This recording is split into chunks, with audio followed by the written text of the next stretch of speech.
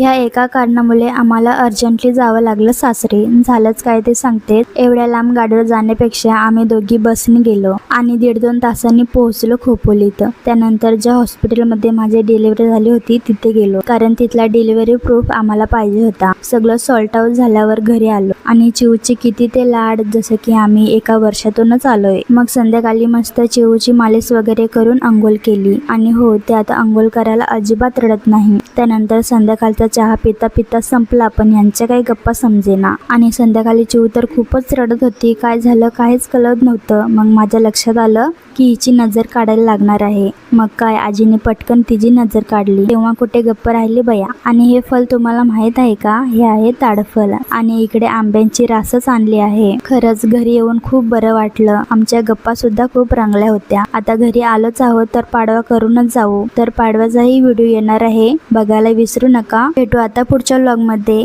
Follow करायला विसरू नका. बाय.